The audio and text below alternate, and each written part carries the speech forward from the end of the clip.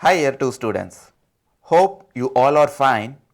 This week, the problem that's been discussed for you is a 12-year-old boy who presented with knee swelling and pain and was subsequently diagnosed with acute rheumatic fever. He was then managed primarily with an antibiotic. Of course, in addition to it, there were few other drugs added. So, this resource session has been scheduled for you to discuss the essentials of the drugs used in managing acute rheumatic fever and the principles behind using a long-acting penicillin. By this time, you must be familiar with what is the pathophysiology of acute rheumatic fever. Basically, this happens due to the infection by group A beta hemolytic streptococci. Actually, it is because of the antibodies against this organism that cross reacts with certain organs like the cardiac, joints and skin tissues, and that leads to characteristic manifestations like pericarditis, myocarditis, valvular disease, Aschoff nodule, arthritis, erythema marginatum, and in CNS, chorea, Sydenham's chorea. The ASO titer and rarely growth of organisms from the pharyngeal couch are used for supporting diagnosis. We know modified Jones criteria is used for diagnosing the initial attack of acute rheumatic fever based on the major and the minor criteria. All of these must have already been dealt for you and you must have read it, so you must be familiar with it. Now, when it comes to the management, why do you think that it's important to appropriately treat a patient of acute rheumatic fever? Yes, you must have got it right that repeated attacks of rheumatic fever leads to rheumatic heart disease, where mainly the cardiac valves, the mitral, aortic, tricuspid, these are the commonly affected valves, and they are either stenosed or they undergo, there is a regurgitation, and such patients are at an increased risk of getting endocarditis, which is very difficult to treat, life-threatening infection, and rheumatic heart disease patients are at increased risk. And in severe cases, they often require valve replacement, which is again a major surgery. So, because of these difficulties, drawbacks with the rheumatic heart disease, it is essential that we often prevent acute rheumatic fever wherever it's possible, or when it has occurred, at least appropriately treat it. And all of us know that it is always better or the best to prevent rather than to have a condition and treat it. So, if you consider the rheumatic fever, why is it happening? It's because of the streptococcal pharyngitis. So, if you have certain high risk patients, if they present with symptoms and signs that are suggestive of streptococcal pharyngitis, bombard them with appropriate antibiotics to clear the organism from the throat, so that their body doesn't produce antibodies that will cross react with other organs. So, in this way, you even prevent the occurrence of rheumatic fever. So, this is referred to as primary prevention. So, primary prevention refers to treating a patient of high risk category with streptococcal pharyngitis with appropriate antibiotics so that the body doesn't produce any cross reacting antibodies and you reduce the incidence of acute rheumatic fever. Secondly, as we have it in the present case where the boy did not present with pharyngitis but did present with signs and symptoms suggestive of rheumatic fever. So, when you have such patients who are presenting with symptoms suggestive of rheumatic fever, again treat the fever and you need to prevent the recurrent episodes of rheumatic fever so that you don't want the rheumatic heart disease to occur in that patient. So, you give appropriate antibiotics at stipulated intervals to prevent recurrent attacks of rheumatic fever. So, this way you could prevent repeated rheumatic fever as well as rheumatic heart disease. So, this is referred to as secondary prevention.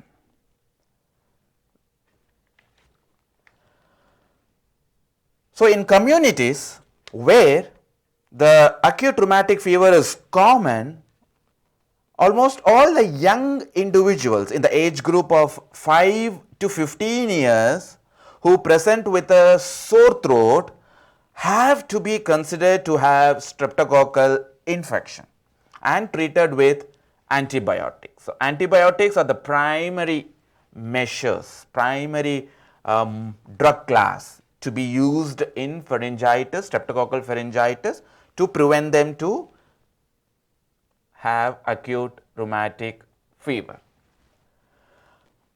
World Health Organization recommends benzathine penicillin injection as the most effective antibiotic even today for patients with streptococcal pharyngitis. It's a single injection.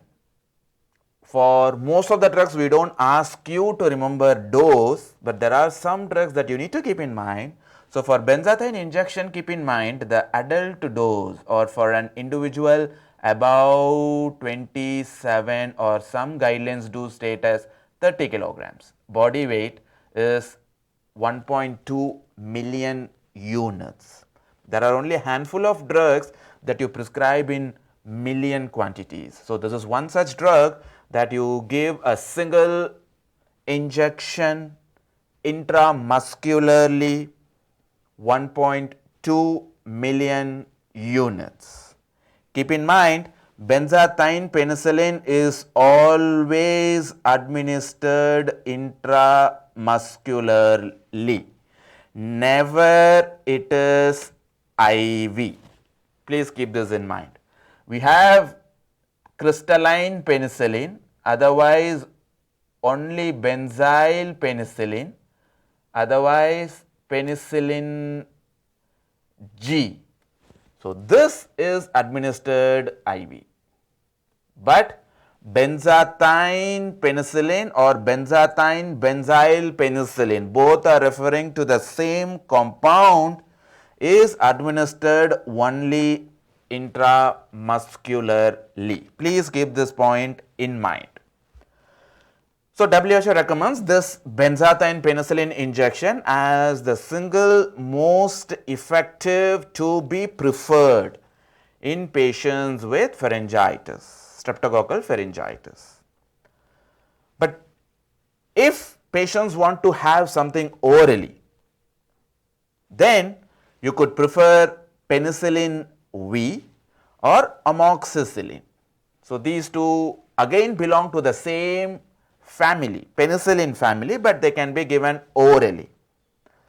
If patients are allergic to penicillins, then only you can go for erythromycin, which is a macrolide. You must be aware of this drug in Unit 2. Please keep in mind that erythromycin is only preferred if the patient is allergic, because several studies have shown that the streptococci, nearly 30% of these organisms have developed resistance to erythromycin. So, unless the patient is a known allergic to penicillin, there is no rationale for us to choose erythromycin. Another important point that you need to keep in mind is the duration of treatment. So, WHO recommends that the duration should not be less than 10 days. If you are giving oral, if you are giving a parenteral, it is just a single injection. Benzathine penicillin is single injection. If you are choosing to give oral, then it should be minimum for 10 days, so that you ensure that the organism has been appropriately eradicated from the foci. So, this is how you treat pharyngitis, so that you prevent the incidence of acute rheumatic fever, so called primary prevention.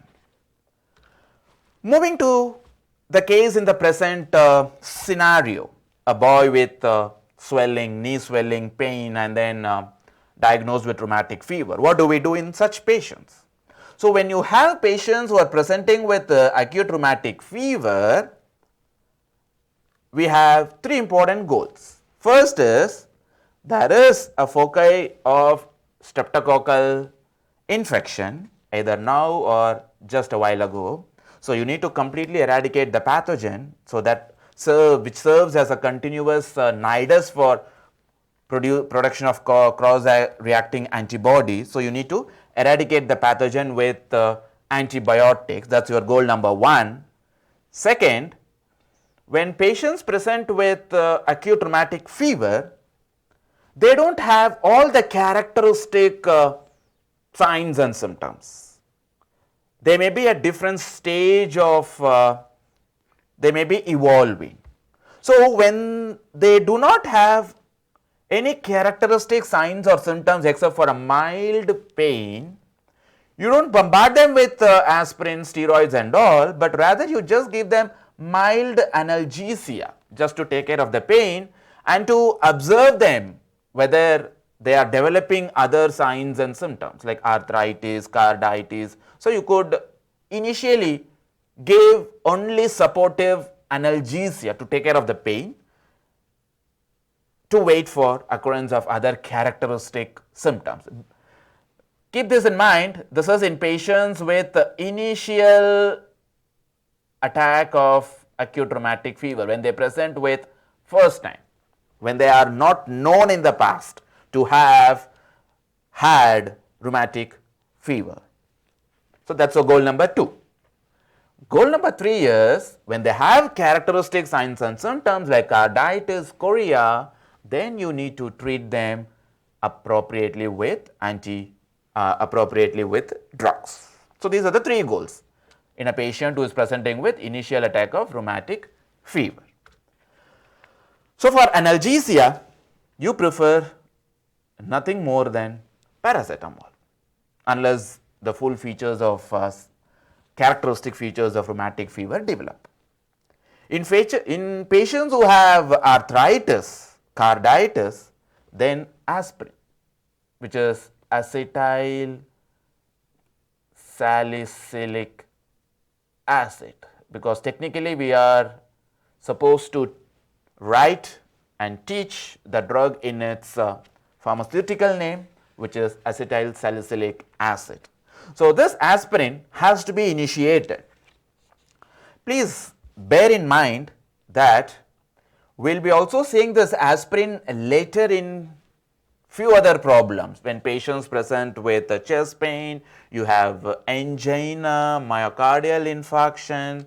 So, there also we will be dealing with the aspirin, but the dose of aspirin we will be using it there is much lower. So, we call the aspirin as low dose aspirin. Please keep this in mind, this is essential. So, this is used only in patients where you need the aspirin to produce antiplatelet effects. When you give aspirin at a low dose, which is somewhere between 75 to 150 or 300. So, at this low dose per day, aspirin is supposed to have only antiplatelet effect, and it is used for patients who have myocardial infarction or angina. But here in patients with rheumatic fever, the purpose of using aspirin is not for its antiplatelet effect. Platelet has got nothing to do here, but we are using it mainly because it is one of the very good anti-inflammatory drug. And for aspirin to exert its anti-inflammatory effect, you need to give a high dose of aspirin, which is defined as 50 to 60 by recent guidelines, or few other guidelines would state 80 to 100 milligram per kilogram per day. So, here low dose refers to 75 to 150 per day, it is not referring to per kilogram. So, if you have an individual who is weighing, let us assume 50 kilograms, then the minimum dose you would give aspirin is 2500 milligram per day for its anti-inflammatory effect. So, such is the high dose of aspirin that you need for treating arthritis and carditis in patients with rheumatic fever. So, this point, please keep this in mind. I will also reiterate the same when we are talking about aspirin in future sessions, but at this moment keep this point in mind that aspirin has to be used at high doses for exerting anti-inflammatory effect, which is essential in treating a patient with rheumatic fever. And aspirin is such a wonderful drug in acute rheumatic fever that it relieves almost all the symptoms, carditis, arthritis, except the central nervous system symptom, chorea. If a patient has significant chorea, you have a drug called carbamazepine. You don't have to know anything about this. This drug you will encounter in unit 8 when we discuss about CNS. So, when we discuss about the patients with epilepsy, there we will discuss in detail about this drug called carbamazepine. Until here, you just need to know that for chorea, C for chorea, carbamazepine is preferred. That aspirin will not relieve chorea symptoms significantly. If a patient has severe carditis, then corticosteroids can be used along with aspirin and the antibiotic. So, these are all the supportive drugs that you will be using it in a patient with acute rheumatic fever. Moving to the antibiotic that a patient with rheumatic fever has to be provided not only during the initial attack, but has to receive at frequent intervals so that we reduce the chances of future rheumatic fever attacks and consequently rheumatic heart disease, which is referred to as secondary prevention. Again, the preferred most effective antibiotic is benzathine penicillin, which is administered intramuscularly. We will be seeing it in a while that benzathine is a long acting penicillin, and once you give it to a patient, it stays in the body for almost 3 to 4 weeks. So, you need to give a single injection every 3 to 4 weeks, and as I told you, the dose for an adult or for a individual about 27 or 30 kilograms is 1.2 million units.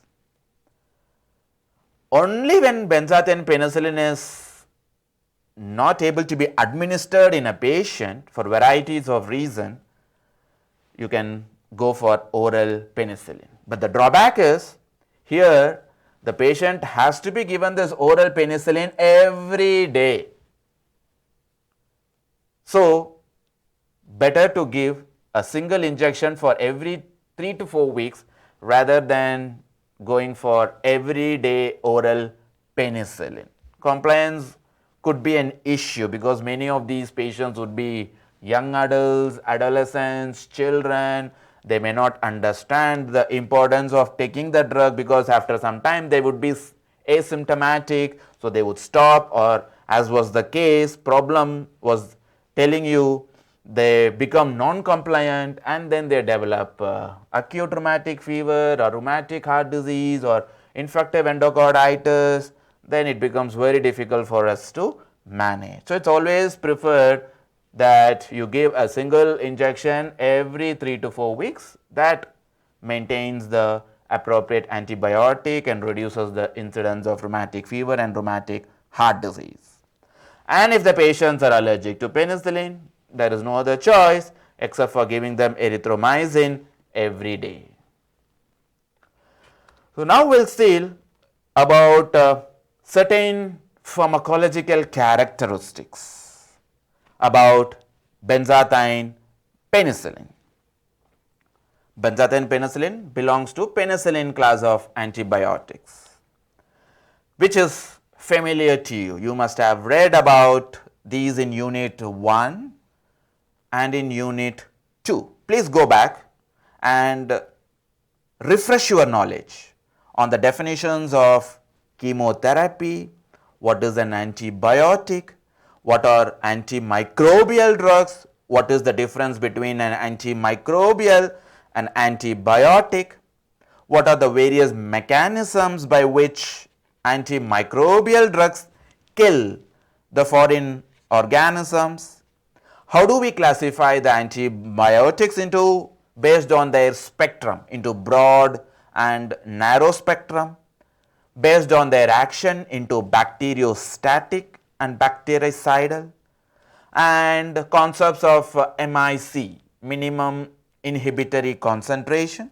MBC, minimum bactericidal concentration. And with regard to penicillins, please refresh your understandings about the classification, mechanism of action, what are the common adverse events encountered, and what are the indications for prescribing different penicillin drugs. Here our discussion will be restricted only to the benzathine penicillin, which is a long acting penicillin. Basically, why do we prefer this in patients with rheumatic fever? Because of its long action, a single injection is enough that maintains appropriate concentration in the body for around 3 to 4 weeks, and that reduces the risk of any infection by streptococcal organism. And if streptococci is unable to cause an infection, there is no cross-reacting antibody, and so you reduce the occurrence of rheumatic fever and consequently rheumatic heart disease. By preferring benzathine penicillin, which is a long acting, there are several other advantages. First is you reduce the frequency of administration. If you are going to choose an oral, as I reiterated before, the patient has to take every day. But if you are going to choose benzathine, a long acting one, once in 3 weeks is enough. So, once in a month the patient has to just visit the clinic, or there are some facilities available where the staff nurses could go to the patient's home and then give injections. So, you reduce the frequency, thereby you can improve the compliance.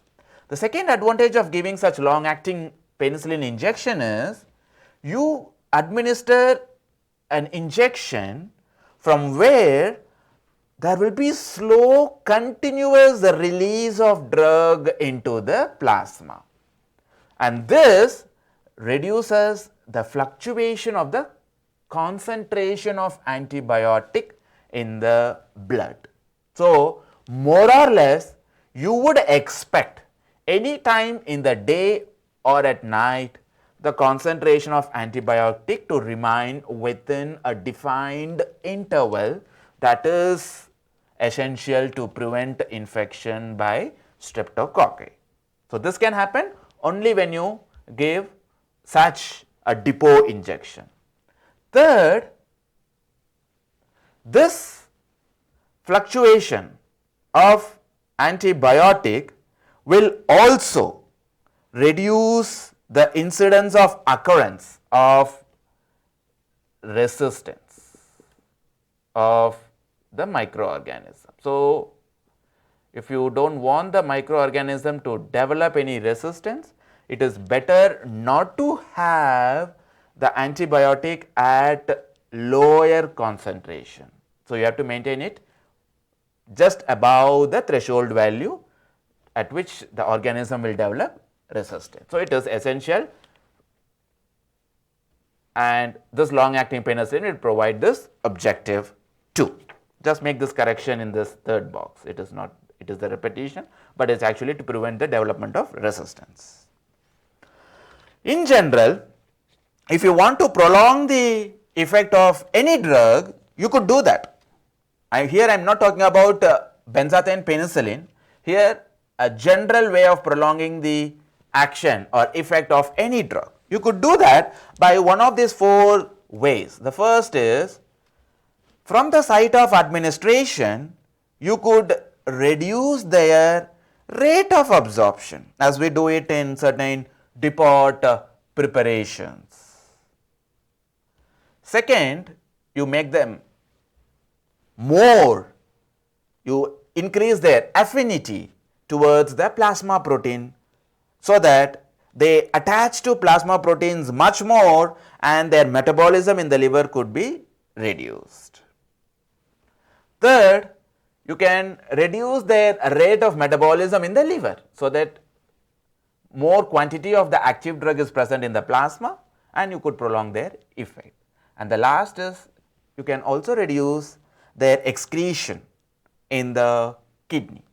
So, we have some examples for all these four ways. For slowing down absorption, you could use benzathine and also certain depot hormonal preparations. Just I am leaving it open here because we will be seeing this in unit 4. If you want to increase plasma protein binding, we have again a class of drugs called sulfonamide antibiotics. If you want to reduce the metabolism, we have an anti-HIV drug, which we will be seeing in unit 6. This is combined with other protease inhibitors. And if you want to reduce renal excretion, we could use the same penicillins, and there is a drug called probenecid, and this probenecid reduces the excretion of benzyl penicillin, and you could use it together to prolong the effect of benzyl penicillin. However, you just have to know the various concepts by which you could prolong the drug action at the moment. Forget about the examples. Even if you are unable to keep in mind, it's okay. But know the general concept by which you could prolong the effect of a drug. In this, we are seeing benzathine penicillin, which is a kind of first way of strategy of prolonging the drug action. It has a reduced rate of absorption. And in the penicillins, we have another example. When you combine probenecid, it again prolongs the duration of action of penicillin by reducing its renal excretion. When you see the penicillin classification, this benzathine penicillin belongs to natural penicillin category. In fact, it is nothing but the penicillin G, which is the first natural penicillin obtained from notatum, Penicillium notatum. Of course, now we are obtaining it from Chrysogenum species. You add benzathine to it, and that becomes benzathine penicillin. This benzathine penicillin has the same mechanism of action as like other penicillins in interfering with synthesis of cell wall. It is always administered intramuscularly. There are some important points that I keep on repeating, so that this is one way that it stays with you. So that's why some points have to be kept in mind always. So benzathine is IM. You give it every 3 to 4 weeks. It is the best drug for treating a patient with syphilis, as well as in patients with rheumatic fever and rheumatic heart disease. It is safe in a pregnant. In fact, if you have a mother who is a pregnant and is infected with syphilis, you have to use an antibiotic that prevents the transmission of Treponema pallidum. I think that is the organism that causes syphilis from mother to child, and that is very well done by benzathine penicillin. So it is in fact the only drug we have to prevent mother to child transmission of Treponema pallidum, the syphilitic agent. So it has various good attributes. Benzathine penicillin is always available as injection, and you can see it is available as lyophilized powder. You can see the white spots here. So this is available as powder. So it has to be homogenized by using sterile water. So you have to mix this water in the vial, and then that makes it a solution, and then you need to inject it intramuscularly. While you are doing this, you need to keep one point in mind, that when you are using a needle for injecting benzathine penicillin, the bore of the needle, right, is easily obstructed by benzathine penicillin. It precipitates in the needle bore, and that prevents the entry of solution into the patients. So when you are injecting benzathine penicillin, you should always prefer a higher bore needle. We use a word called gauge that refers to size of the diameter of the needle, and gauge is inversely proportional to the diameter size. So if you have increased diameter of the needle, you could see the gauge size is less. So for patients who are receiving benzathine penicillin, you need to prefer one of the gauges 20 or 19, preferably, because their wide diameter of the needle will not allow benzathine penicillin to be precipitated, and the injection will flow easily into the patient's muscular site. But another drawback is, when you are using such a high bore, a larger diameter needle, it is going to cause more pain. So patients often complain of severe pain following benzathine penicillin injection. So, several reports have come and even some guidelines do recommend that to reduce the pain, you can add a local anesthetic called lignocaine, or some Western textbooks do say it as lidocaine. Both are referring to the same. It belongs to a class of drugs called local anesthetics.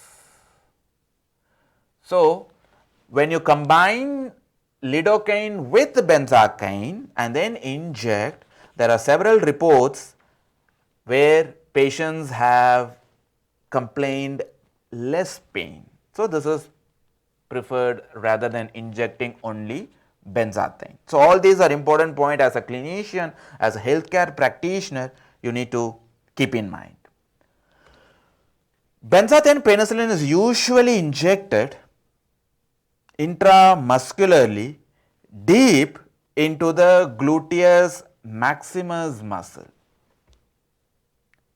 Take care that you go deep into the muscle and then inject, because sometimes if you are superficial, you won't be actually entering the muscle and you would inject it into the subcutaneous tissue, and from subcutaneous tissue the antibiotic absorption is relatively lower, that it will not lead to appropriate serum levels. So, take care that when benzathine penicillin is injected, you go deep into the intramuscular site of gluteus maximus and fully inject the content.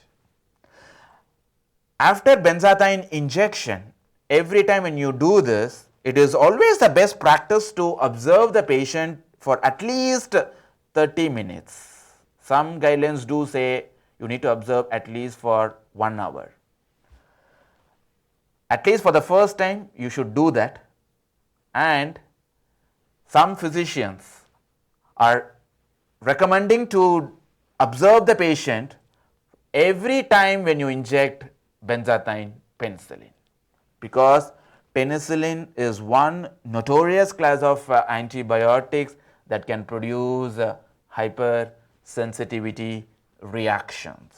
Some patients do have anaphylaxis, which is life threatening, and to identify this earlier and to give appropriate drug, you need to monitor them for 30 minutes to 1 hour. How long should we give this antibiotic prophylaxis to a patient with rheumatic fever and rheumatic heart disease? This is from Saudi pediatric guidelines, which is also in consensus with other international guidelines. Since because this is from region, I pull this out. It states that if you have a patient who is presenting with or who is a known case of rheumatic fever without any cardiac involvement, you may have to give this benzathine penicillin every 3 to 4 weeks for 5 years, or till that individual reaches 21 years, whichever is longer. Let us say the present boy is 12 years old, right? So, you need to recommend, and he presented with rheumatic fever. So, after making the diagnosis, you are going to give benzathine penicillin every 3 to 4 weeks. So, if you have 5 years, so 12 plus 5 will become 17. But another capture is you should minimum give it till he reaches 21 years. So, for him you need to give for another 9 years, from 12 years till he reaches 21 years, because that is longer than 5 years period.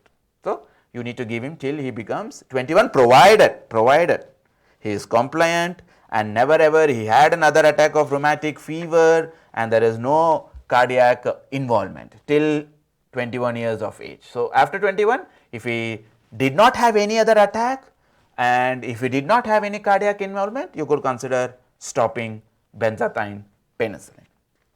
In patients with rheumatic fever who have carditis, right, but no valves are affected, again instead of 5 years it is now 10 years from the attack, or till he becomes 21 years of age. If he lands up in having a valvular heart disease, then you need to give more than 10 years or until he reaches 40 years of age. And many a time such patients would need a lifelong prophylaxis with antibiotic, with benzathine penicillin. So, this is important again. For how long should we continue administering benzathine penicillin? That depends on whether the patient has rheumatic fever alone without carditis, or does he have carditis but no valves are affected, or does he have any valvular heart disease. And if patients have severe valvular heart disease, right, most often they undergo valve surgery. If not, if they haven't undergone valve surgery, even then they need to receive benzathine penicillin till end of their life. So, this is an important slide that reiterates how long should you give antibiotic prophylaxis. Please keep this in mind. There are some special situations that may pose challenges, especially let us say you have a female who is a known case of rheumatic fever and is receiving benzathine penicillin for the last 2 years. Now she got married 2 months ago, now she is pregnant.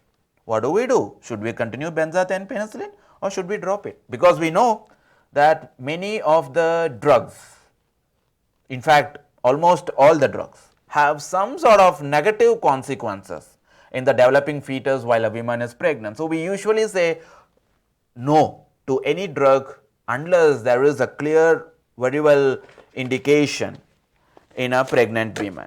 So, what do we do in patients with rheumatic heart fever, a pregnant woman? We continue benzathine penicillin. Benzathine penicillin is very safe. In fact, if you remember in one of the previous slides where I told you it is the excellent drug that crosses the placenta, right, and prevents infection of Treponema pallidum in the fetus, developing fetus in the mother.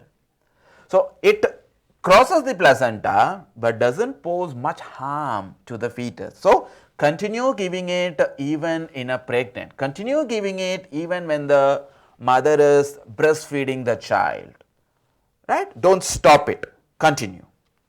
Second, you have a woman who is taking oral contraceptives. I understand at this moment you do not have much understanding. We will be seeing details in unit 4 about various categories of contraceptives, but just keep in mind that if you have a woman who is taking contraceptive, there is a category called progesterone only contraceptive, which is preferred.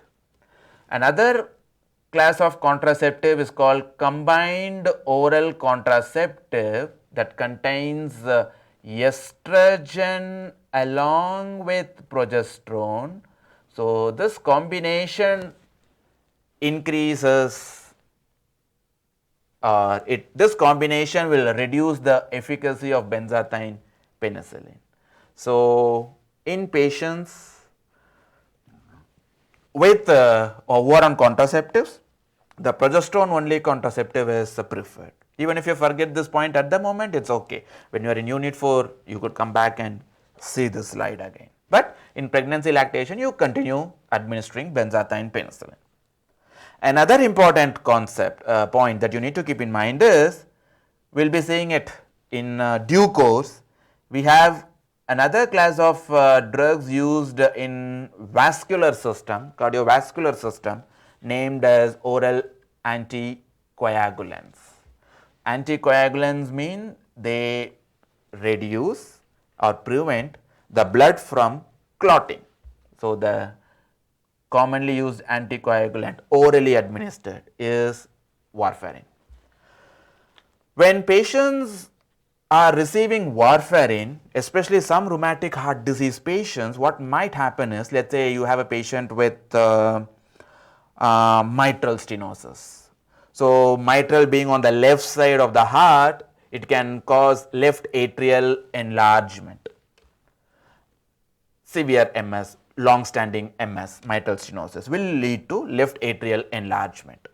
That can cause what is called as left atrial appendage. Appendage means it's a room, it's like a room separated from the main left atrial cavity where the chances of blood for clotting is higher. So, patients who have such rheumatic heart disease with severe MS, with enlarged left atrium, with the left atrial appendage, they are given warfarin so that reduces the formation of blood clot. Because if blood clots there, then the patient are at increased risk of stroke. So, if you want to reduce the increased risk of stroke, you do not want the blood to clot there, and such patients are administered warfarin.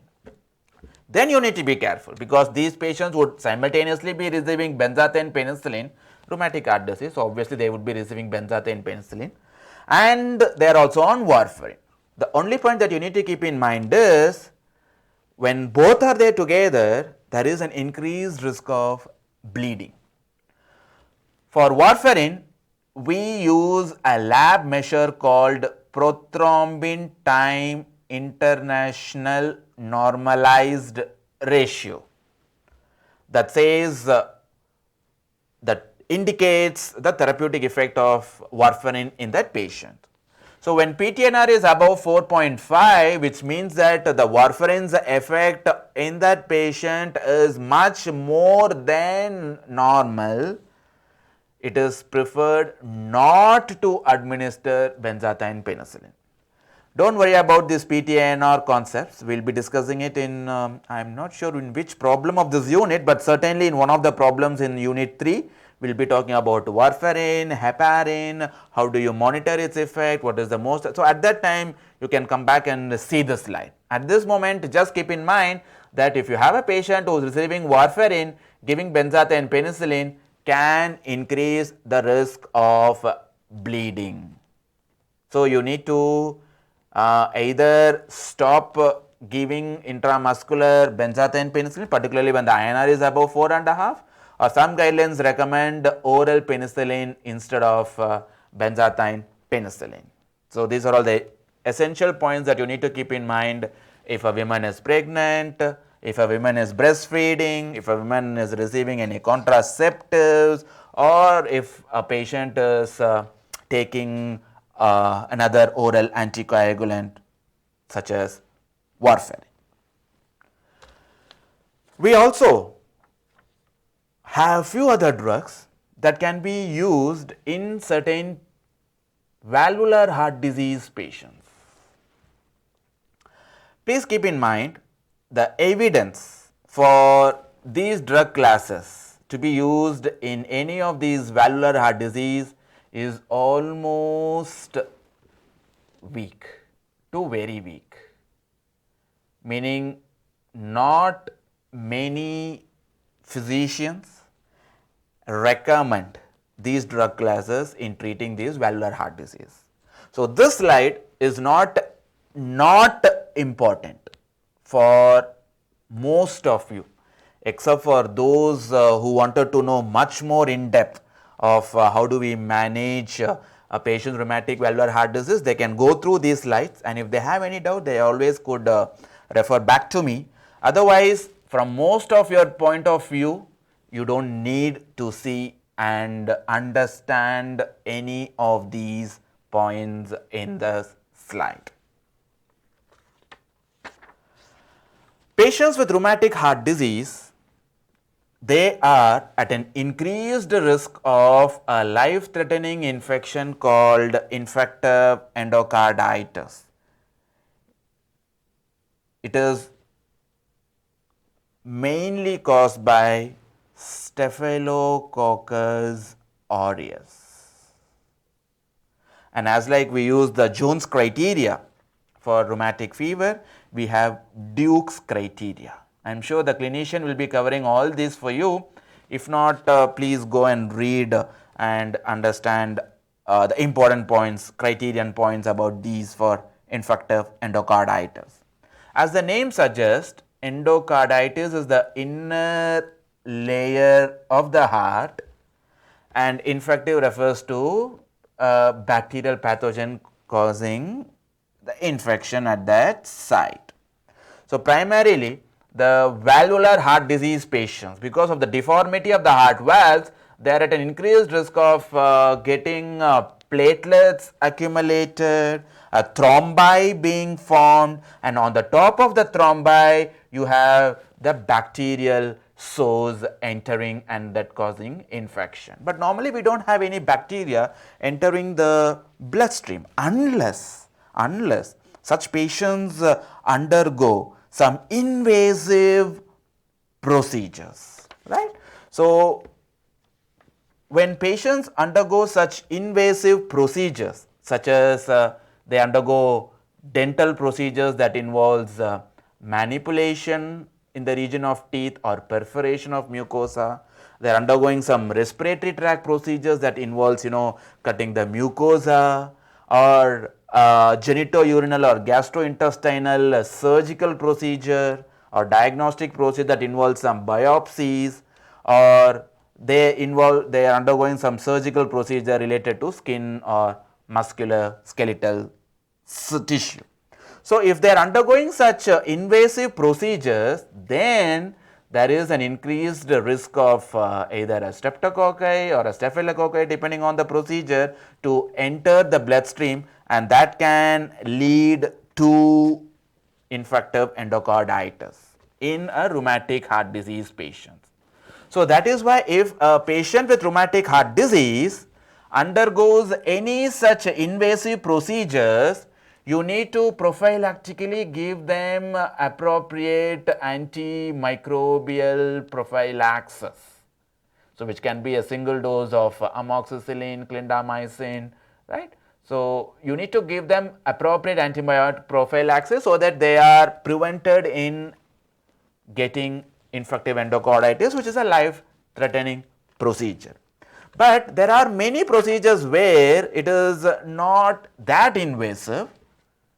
So, like bronchoscopy, laryngoscopy, or intubation, right, or any scopies in the GIT. So, here there is no invasion, so there is no chance that the bacteria will enter into the bloodstream, and so the risk of IE is negligible, and so you do not have to give any antimicrobial prophylaxis. If a patient lands up in infective endocarditis, right, for any reason, despite giving prophylaxis or was not given prophylaxis, or due to any other source of infection, the organism has entered the bloodstream, then you need to treat with appropriate antibiotics. Just remember that if it is a streptococci or staphylococci, right, you prefer penicillin class as the first line of antibiotics. If the patients are allergic to penicillin, then you go for vancomycin, right. I am not specifying which penicillin, although there is you don't, at your level you do not have to know that. So, when a patient has symptoms of infective endocarditis, be it a streptococci or a staphylococci, staphylococci is the most common, followed by streptococci, penicillin class of antibiotics are preferred, and if they are allergic to penicillin, vancomycin is preferred. If you have a patient with rheumatic heart disease who has undergone valve replacement surgery, so his native valves have been replaced by a mechanical valve or a bioprosthetic valve, then what you do? You add rifampicin and gentamicin to these drugs. So, a rheumatic heart disease patient with the native valves, native meaning he has the original valves, he has not undergone any valve replacement surgery, right. So, a rheumatic heart disease patient with the native valves, when the patient is in IE, infective endocarditis, you give penicillins. If they are resistant to allergic to penicillin, give vancomycin. This is not all, this is allergic, right, vancomycin. If the patient has undergone a valve replacement surgery as a bioprosthetic or mechanical valve, if patients land up in IE, then you give penicillins with rifampicin with gentamicin. If the patient is allergic to penicillin, replace this penicillin by vancomycin. So, vancomycin plus gentamicin plus rifampicin. So, this is broadly how you manage a patient with infective endocarditis. Although I have provided the exact data, another important point that you need to keep in mind is the duration of treatment for infective endocarditis. It has to be prolonged. If you see, the duration is minimum 4 weeks. These antibiotics have to be given for minimum 4 weeks, and if you have patients with prosthetic valves, it even exceeds 6 weeks. So, such prolonged duration is essential to completely eradicate the organism. So, these are all the broad concepts that I expect you to know at this stage. As always, if you have any questions, if you have any clarifications, please feel free to communicate to me on any of these coordinates, and I have provided here the answers for MCQs of the last resource session. Hope you all enjoyed it, and I always welcome, thanks to those some of you who have come up with queries and suggestions. If you have any suggestions for this resource session as well, please feel free to let me know. Always happy to interact with you, right. And I provided some MCQs for this resource session as well, and along with this video you also have a PDF that contains the transcript of my audios. So, please go through it if you want, and thank you for one other session. Keep yourself safe, and we'll try to catch you in the next resource session. Thank you. Take care.